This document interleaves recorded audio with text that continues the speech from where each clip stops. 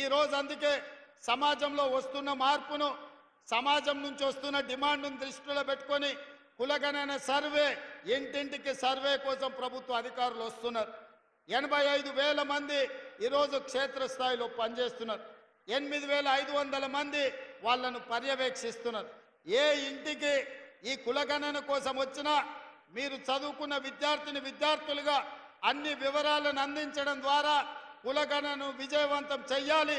రేపు మీ రిజర్వేషన్లు 50% దాటి మీకు అందుబాటులోకి రావాలి అంటే కులగణన జరిగి తీరాలి. రేపటి భవిష్యత్తులో నిధులు జనాభా దామాష ప్రకారం నిధుల కేటాయింపు జరగాలి అంటే కులగణన జరగాలి. మీ చదువులకు ఉన్నత విద్యా అవకాశాలు రావాలి అనంటే కులగణన జరగాలి. మీ ఉద్యోగ ఉపాధి అవకాశాలు మీ తలుపు తట్టాలి అంటే ఈ రాష్ట్రంలో కులగణన జరగాలి. తెలంగాణ రాష్ట్రంలో మన ప్రభుత్వం చేయబోతున్న కులగణన ఈ దేశానికే ఆదర్శంగా ఉండబోతుంది.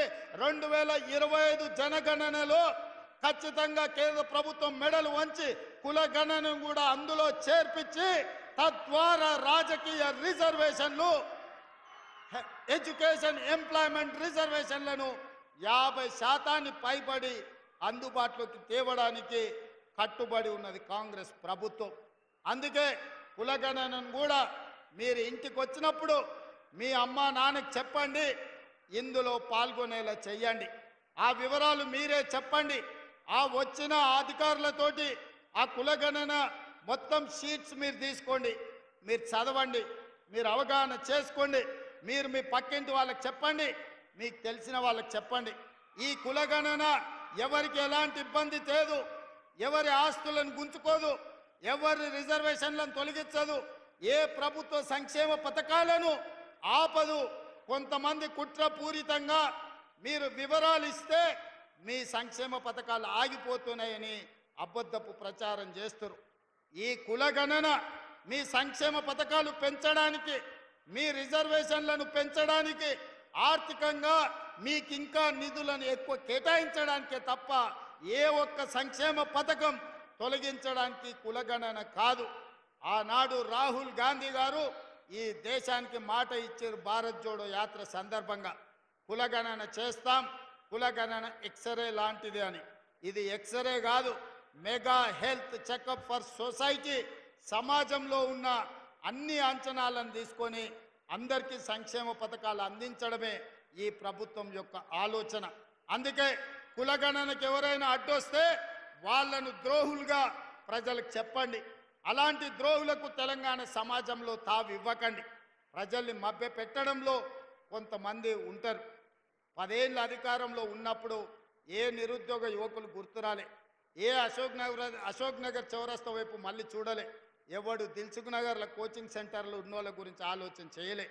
ఆనాడు తెలంగాణ ఉద్యమంలో పిల్లల్ని రెచ్చగొట్టి భావోద్వేగానికి లోను చేసి వాళ్ళు అమరులైతే వాళ్ళ శవాల మీద ఈరోజు అధికారంలోకి ఆనాడు ఎక్కి 10 ఏళ్ళు మనల్ని తొక్కిండ్రు.